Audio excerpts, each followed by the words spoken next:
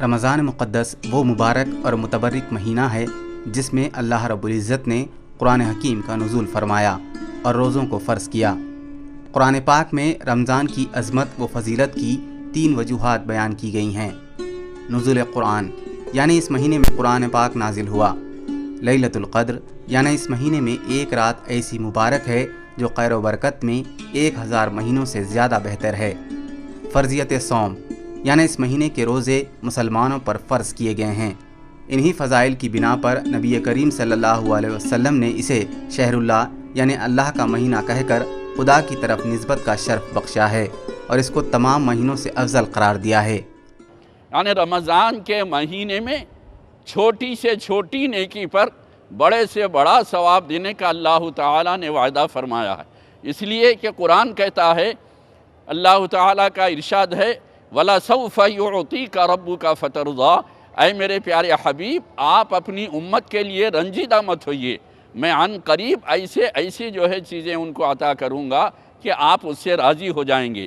رمضان کا اتنا عزت دار، محبت، رحمتوں اور برکتوں والا مہینہ ہے کہ مسلمان اس کی قدر و منزلت کریں اور اس کی جو ہے تعظیم کرے، زیادہ سے زیادہ نیکیوں کا مالک بن جائے۔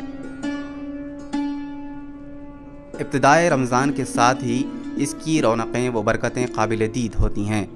رمضان کی آمد سے پہلے اس کے استقبال کی تیاریاں شروع ہو جاتی ہیں۔ مساجد میں روح پرور مناظر نظر آتے ہیں۔ مسلمان چاند رات سے ہی خشوع و خضوع کے ساتھ رمضان کی خصوصی عبادتوں میں مشغول ہو جاتے ہیں۔ فرزندان توحید مالک و بزرگ و برتر کی بارگاہ میں اپنی جبین خم کر کے اپنی بندگی کا اظہار کرتے ہیں۔ بزرگ، نوجوان، بچے اور خواتین کے چہروں پر رمضان کی رحمتیں صاف نظر آتی ہیں۔ ہر مسلمان کی یہ کوشش ہوتی ہے کہ اس کی صبح خدا کے حضور سجدے سے ہو اور اس کی شام خدا کے ذکر پر تمام ہو۔ قرآن کریم اور متعدد احادیث میں رمضان المبارک کی کئی فضیلتیں بتائی گئی ہیں۔ رمضان کے 3 عشروں کی 3 الگ الگ فضیلتیں بتائی گئی ہیں۔ پہلا عشرہ رحمت کا، دوسرا عشرہ مغفرت کا اور تیسرا عشرہ جہنم سے آزادی کا ہوتا ہے۔ رمضان میں مسلمان زیادہ سے زیادہ عبادتوں اور ذکر و اذکار میں مشغول رہ کر اللہ تعالیٰ کی خوشنودی حاصل کرنے کی کوشش کرتے ہیں۔ علماء کرام بتاتے ہیں کہ ایک حدیث کے مطابق جب رمضان کی آمد ہوتی ہے تو جنت کے دروازے کھول دیے جاتے ہیں اور دوزخ کے دروازے بند کر دیے جاتے ہیں، شیاطین کو زنجیروں میں جکڑ دیا جاتا ہے۔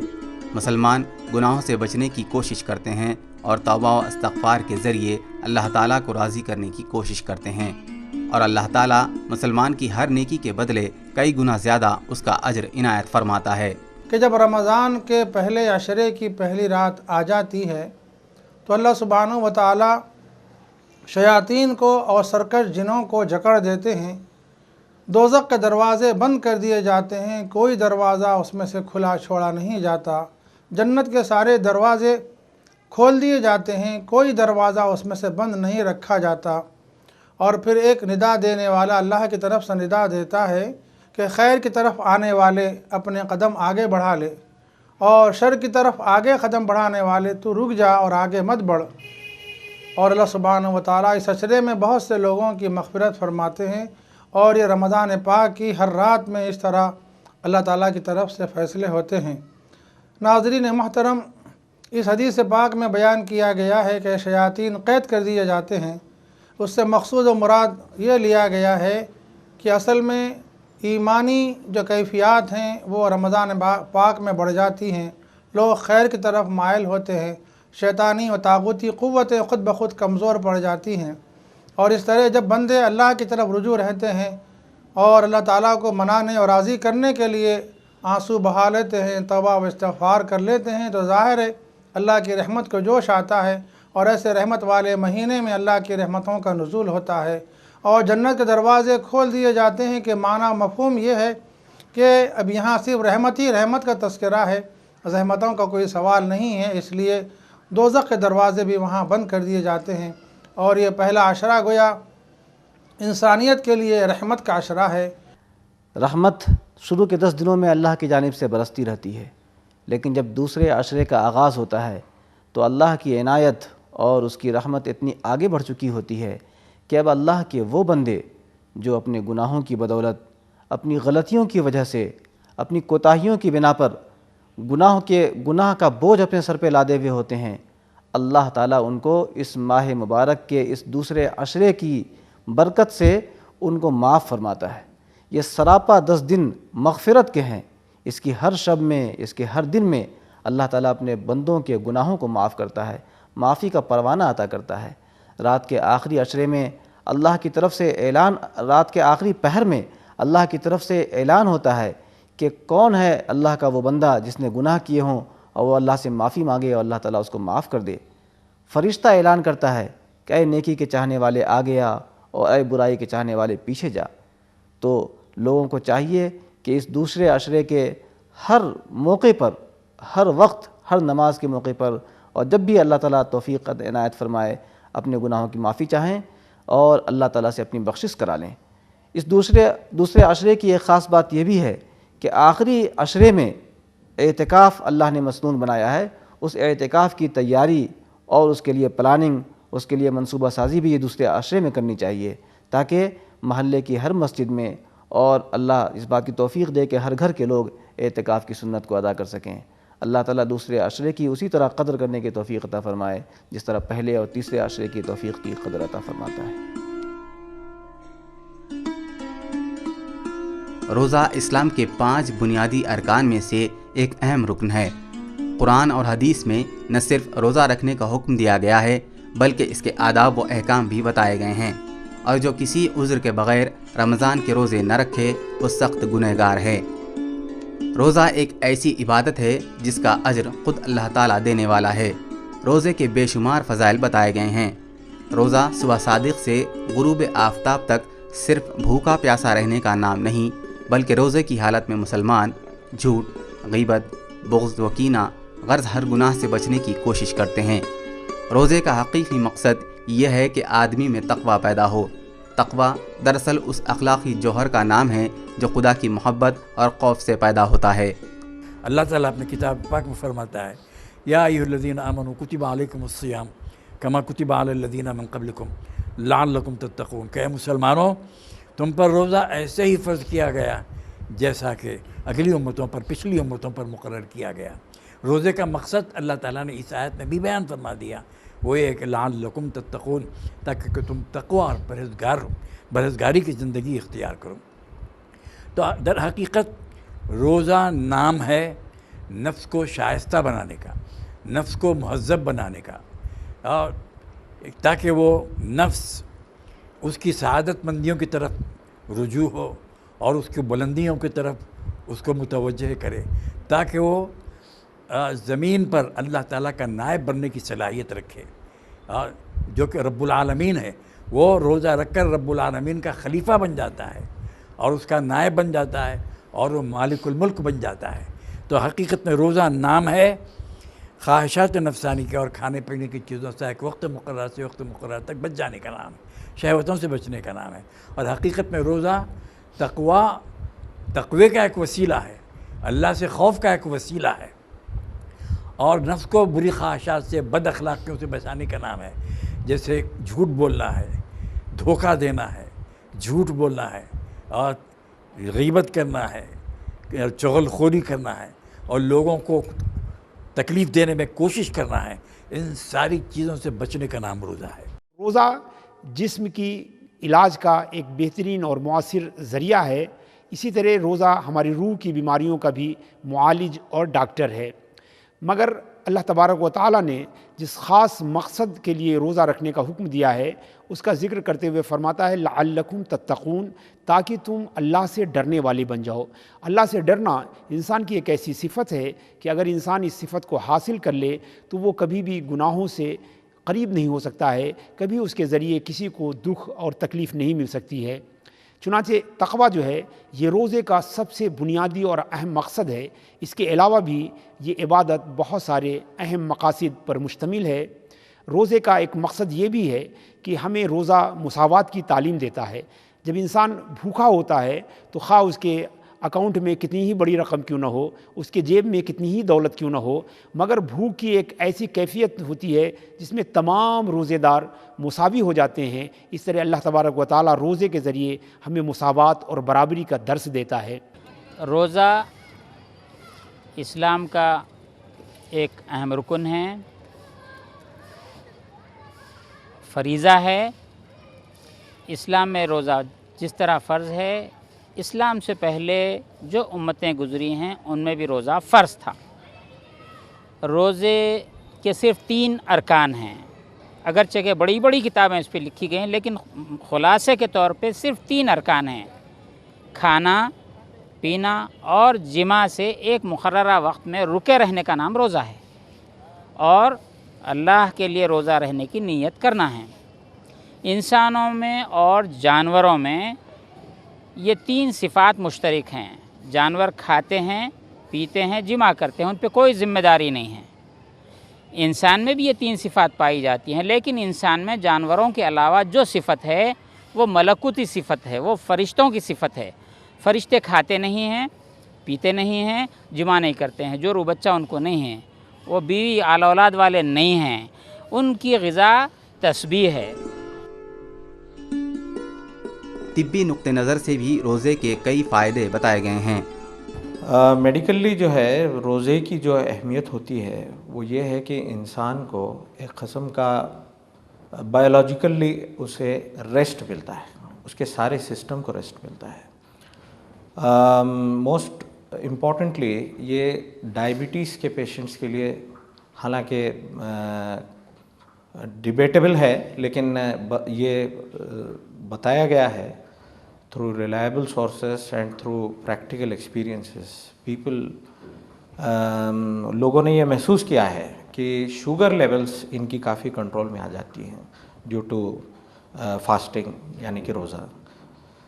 جرمن ایک ریسرچ کے مطابق باڈی کے سارے سیلز روزے جو رہتے ہیں ان پہ ریسرچ کی گئی ہے، تو اس میں باڈی کے جو سیلز ہوتے ہیں خاص طور سے جنرلی میٹابولزم جو سیلز کرتے ہیں ان کو ایک قسم کا ریسٹ ملتا ہے، ریجوونیشن ہوتا ہے ان کا۔ مطلب یہ ہے کہ ان میں ایک نئی جان واپس ہونی چاہیے، جسے میرے خیال سے ہر آدمی کو سسٹمیٹیکلی فاسٹنگ کی پریکٹس کرنی چاہیے، چاہے وہ روزہ ماشاءاللہ سب سے اچھی اس کی ایگزامپل لگتی ہے، but other religions also can follow this. اس میں ہوتا یہ ہے کہ عام طور پہ رات میں ہم روزہ رہتے ہیں، مطلب یہ ہوتا ہے کہ ڈنر جو ہے ہمارا ہوتا ہے اور صبح کے ناشتے کے بیچ میں جو گیپ ہوتا ہے دیٹ از اے فاسٹنگ۔ ہر مسلمان کی یہ کوشش ہوتی ہے کہ وہ رمضان کی عبادتوں میں پورے خشوع و خضوع کے ساتھ شامل ہو۔ وہ سحر و افطار میں بھی خدا کے احکامات بجا لانے کی پوری کوشش کرتے ہیں۔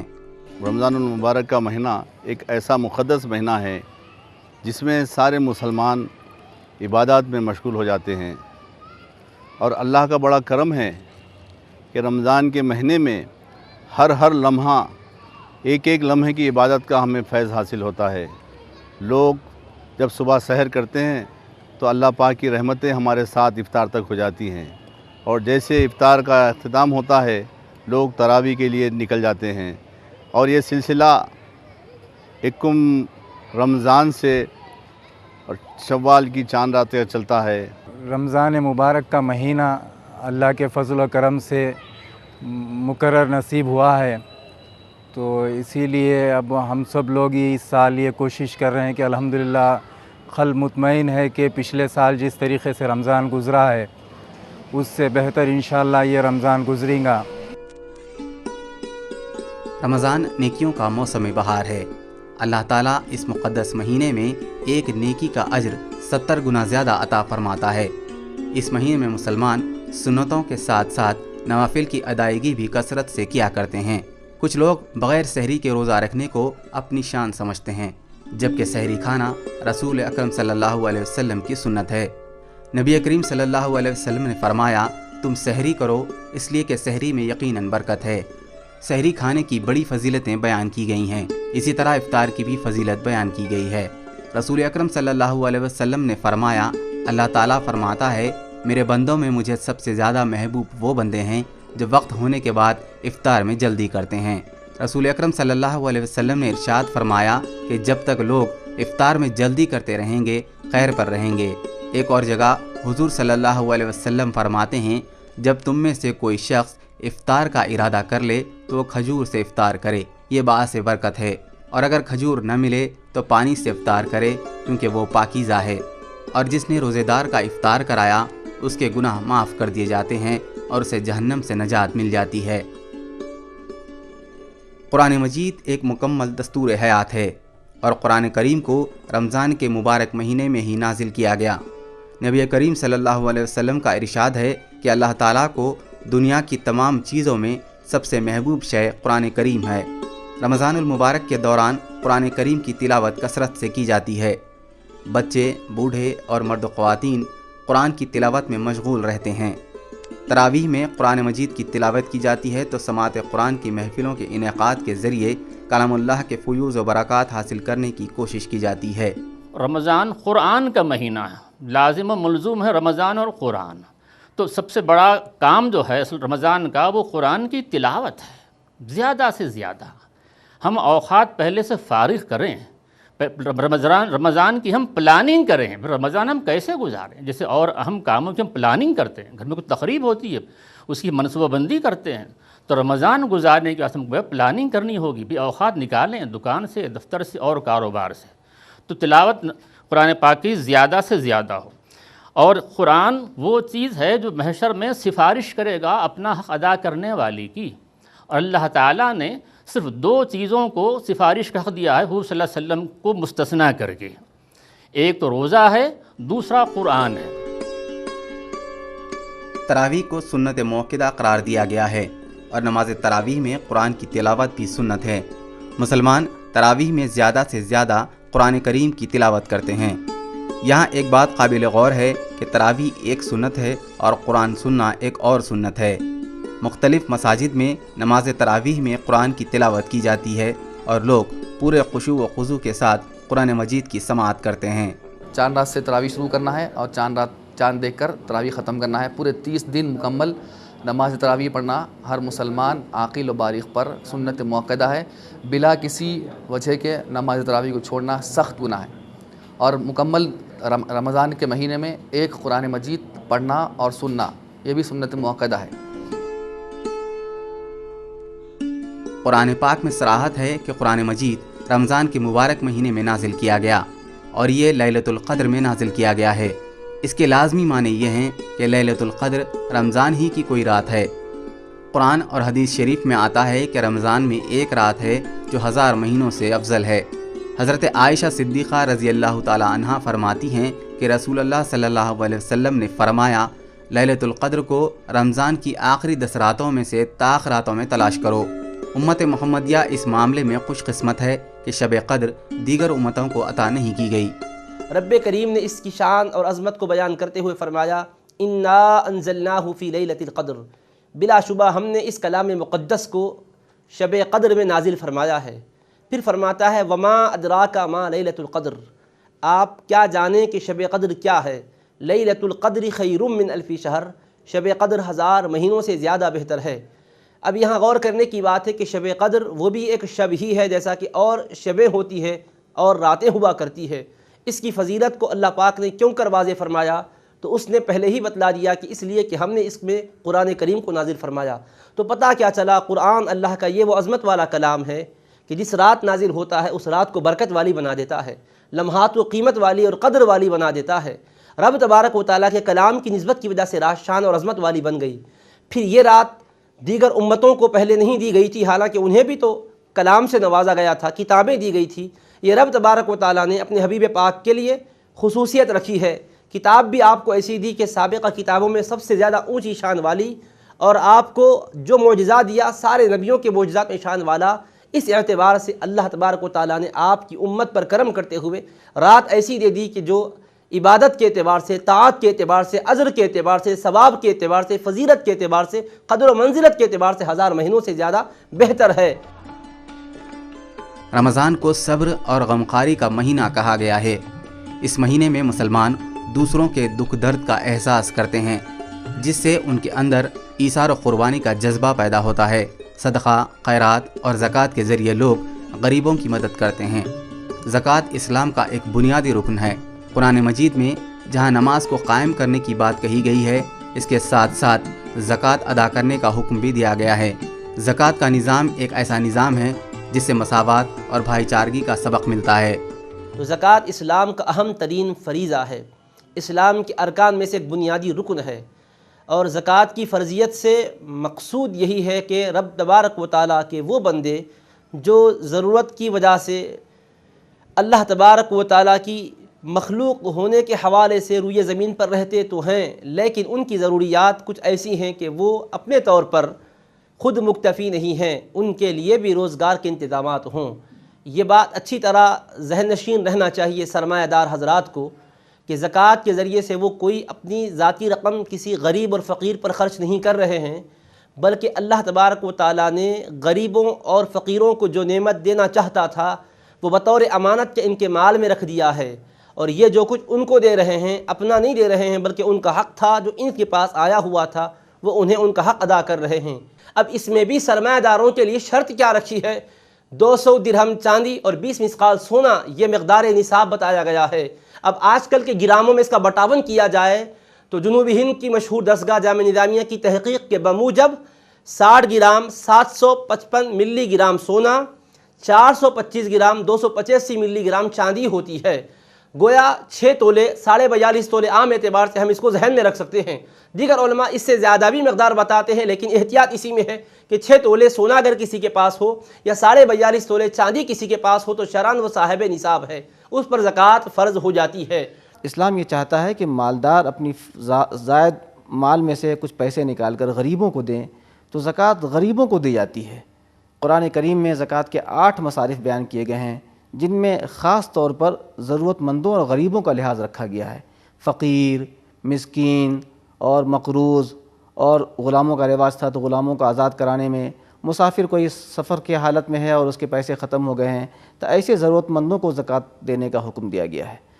ज़कात अगर हम ऐसे ज़रूरतमंदों को दें जो हमारे रिश्तेदार हों तो उनको भी ज़कात दी जा सकती है, और उनको ज़कात देने में दोहरा सवाब मिलता है, एक क़राबत और रिश्तेदारी के लिहाज रखने का और दूसरा ज़कात देने का। लेकिन उन रिश्तेदारों को ज़कात नहीं दे सकते जिनकी ज़िम्मेदारी उस शख्स पर आती है, जैसे बाल बच्चे हैं, बीवी हैं, माँ बाप हैं। रिश्ते में जो ऊपर का सिलसिला होता है और नीचे का सिलसिला होता है, बेटा पोता और ऊपर बाप दादा, इनमें ज़कात नहीं दी जा सकती है, और बीवी शौहर को, शौहर बीवी को ज़कात नहीं दे सकते। उम्मत मुस्लिमा पर अल्लाह ताला के बेशुमार एहसानात हैं। एक ऐसे ही एहसान का नाम है सदक़े फ़ित्र का हुक्म।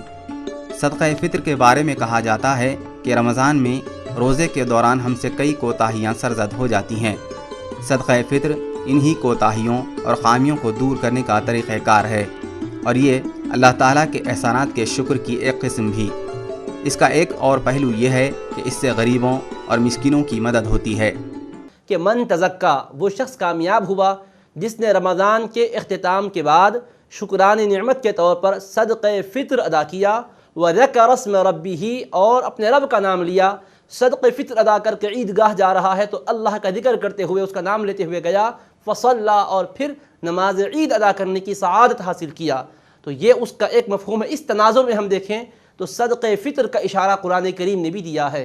सदक़े फ़ित्र रमज़ान ख़त्म होने के मौके पर निकाला जाता है, और ये सदक़े फ़ित्र हर उस शख्स को निकालना ज़रूरी है जो साहिब निसाब हो। साहिब निसाब का मतलब ये है कि जिसके पास अपने खाने पीने के अलावा 7.5 तोला सोना या 52.5 तोला चांदी के बक़द्र मालियत उसके पास हो। आज की ज़बान में हम ये कह सकते हैं कि अगर कोई खाता पीता शख्स है, साहिब हैसियत है, तो उसको फ़ितरा निकालना ज़रूरी है।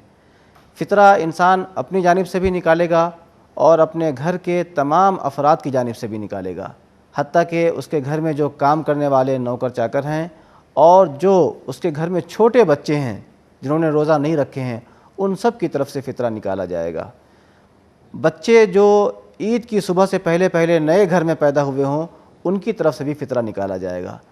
तो फ़ितरा घर का ज़िम्मेदार फ़र्द निकालेगा अपनी जानिब से और अपने घर के तमाम अफराद की जानिब से। فطرے کی مقدار یہ ہے کہ وہ نصف سا گیہوں، سا ایک وزن کا نام ہے جو پرانے زمانے میں رائج تھا، آج کے وزن میں ہم کہہ سکتے ہیں کہ تقریباً 1.25 کلو گیہوں یہ مقدار فطرے کی ہے۔ اس کی جو قیمت بنتی ہے، یا تو گیہوں نکال دیں یا اس کی قیمت نکالیں، اور قیمت نکالنے میں غریبوں کو زیادہ فائدہ ہے، اس لیے یہ قیمت نکال کر غریبوں کو دی جائے۔ فطرہ نکالنے کا وقت یہ ہے کہ عید کی نماز کے لیے جب جائیں تو نماز سے پہلے فطرہ نکال دینا چاہیے۔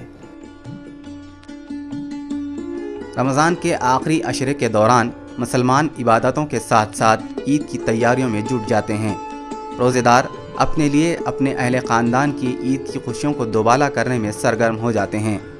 مرد و خواتین عید کے لیے خصوصی ملبوسات کی خریداری میں مصروف ہو جاتے ہیں، تو بچے اپنے والدین کے ساتھ نئے کپڑوں، چوڑیوں، مہندی اور آرائش و زیبائش کی دیگر اشیاء کی خریداری میں شامل ہو جاتے ہیں۔ ہر مسلمان کی یہ کوشش ہوتی ہے کہ وہ اپنے خاندان کو عید کی خوشیاں فراہم کرنے میں پوری طرح کامیاب ہو۔ رمضان کے پورے روزے رکھنے کے بعد نئے لباس میں اللہ کے دربار میں اپنی جبین کو خم کر کے مسلمان اپنے شکر کا اظہار کرتے ہیں۔ رمضان المبارک غریبوں کی غمخواری کا مہینہ ہے۔ اس ایک مہینے میں اللہ تعالی ہمیں 11 مہینوں میں زندگی کیسے گزاریں اس کی تربیت دیتا ہے۔ رمضان المبارک ہمیں تقوی و پرہیزگاری کا سبق دیتا ہے، ایثار و قربانی کا درس دیتا ہے۔ ہمیں چاہیے کہ اس مہینے کے ذریعے حاصل ہونے والے ثمرات کو اپنی زندگی میں بڑھتیں اور ایک صالح معاشرے کی تشکیل میں اپنا رول ادا کریں۔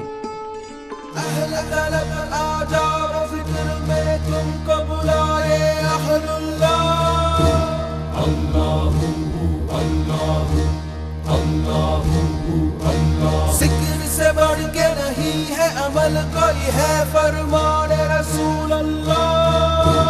اللہ اللہ اللہ اللہ، نجات ملتی ہے ان کو یقیناً کرے جو قلب سے ذکر اللہ۔